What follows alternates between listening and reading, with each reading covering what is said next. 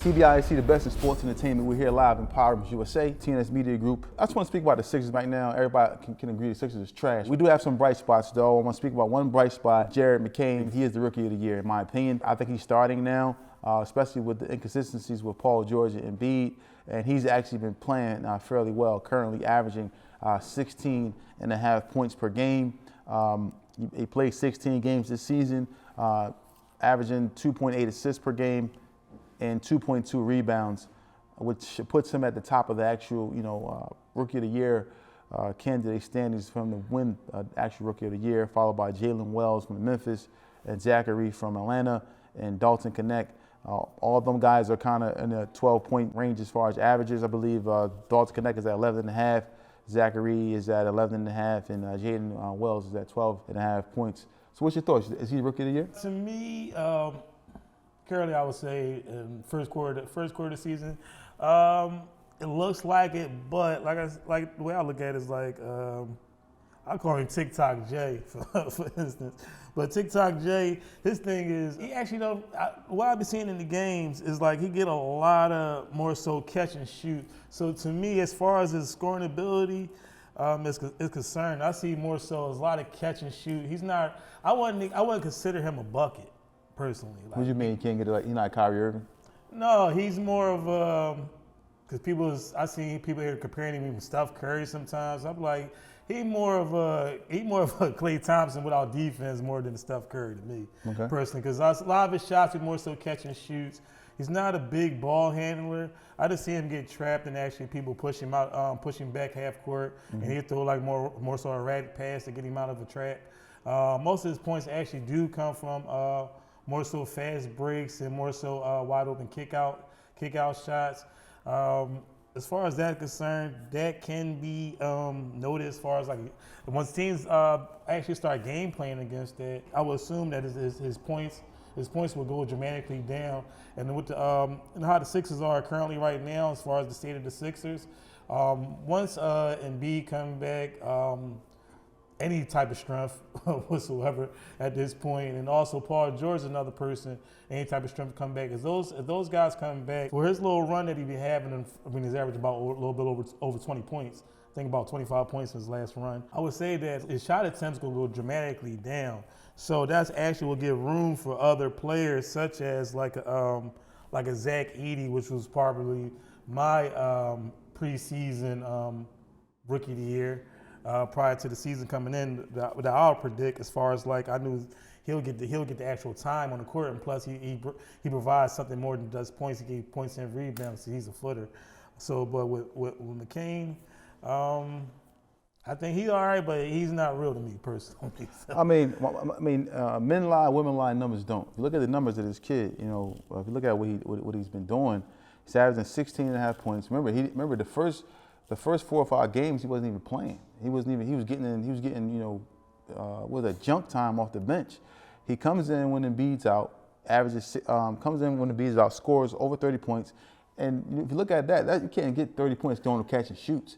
And if you look at his numbers, his points in the paint per game, out of 16 of the points that he's averaging, 9 of the points are coming in the paint. So that's not a catch and shoot. I mean, he's getting to the bucket, he's getting to the free throw line. He's shown his ability to, be a passer. He had over 10 assists in one game, 8 assists another. This kid is showing that why he's Rookie of the Year. In my opinion, I believe he is. I haven't seen that from any of the other players. If you look at all the other players, Dalton Connect, he's more of a catch and shoot guy. He gets some dunks. I think he's the second best player. And I know the numbers probably don't show it, but I think he's probably the second best player out of all the rookies. But MCcain, he's shown. Even they ran a number for 36 minutes. They said if he did 36 minutes a game, or 36 minutes, he will average 25.5 points per game and 4.5 assists. But like you said, he has to share the ball. But he's proven to be a spark for the Sixers. Even yesterday, when the Sixers lost to the Clippers, he proved that he can, be aggressive down the stretch. Got a couple tiny lifts. Even they still lost, but he showed that he's able to play. I even think he outplayed Maxey yesterday. But I would even say in that loss, even in that game, I was watching that game as well.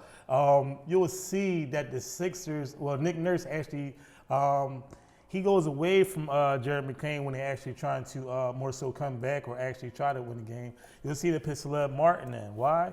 Because Celeb Martin is a certified pro at the end of the day. And once he actually plays defense. That's one thing that I noticed with Jared McCain is like, okay, buckets is always good, but you also got to play both sides of the court. So if you ain't playing both sides of the court, then it's like it's always going to be room for speculation, especially if your team's losing.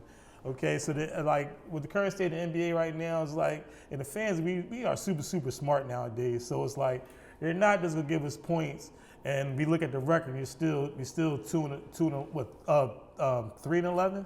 3-11 now, man. So it's like, okay, you're getting buckets, but what?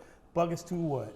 Okay, we had that with plenty of other players. Yeah, we had plenty of other players on superstar teams that they was averaging 30 and stuff like that. Next thing you know, they went to an actual team that they actually was playing for something, and next thing you know, the numbers went down dramatically.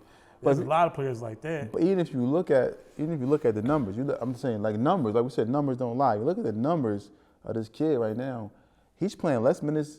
He's playing less minutes than Paul George. And when Paul George is healthy, he's playing basically less minutes than almost everybody on the team except for a healthy Maxey, or Maxey's there, healthy Embiid. If you look at it, people are playing more numbers, and he still averaged more than he averaged just the same amount as Paul George, and he's not even getting the looks. He's not even getting the actual shot attempts that these guys is getting. And then on top of that, like you say, he's playing with a stacked roster.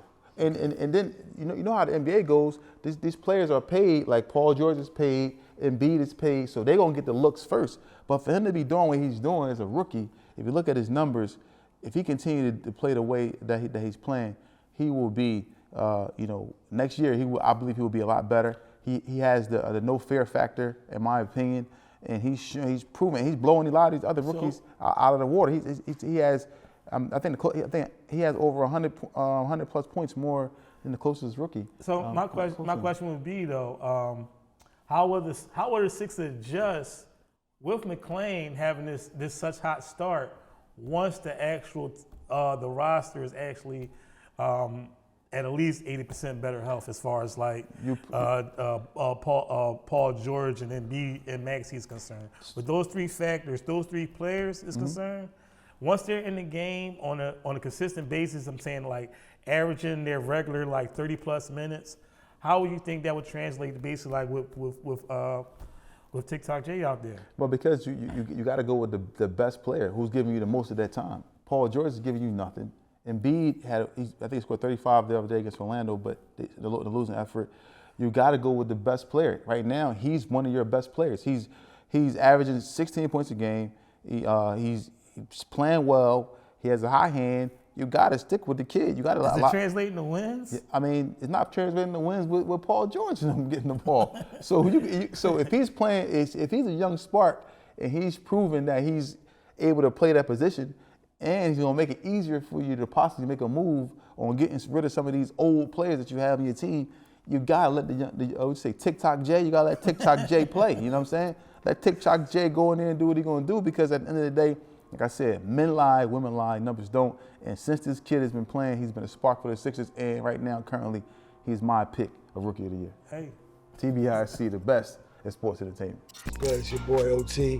I'm over here shopping with my dogs, Holloman, one of the hottest brands coming up out the city of Philly. Everywhere is comfortable, you know what I'm saying? You know, I'm rocking this color to represent, you know what I'm saying, upcoming project, Pale Horse. You know what I'm saying? So watch out for that too. See what it is, your boy OT the Real, rocking one of the hottest up and coming brands there is, Holloman, Pale Horse coming soon. Let's go.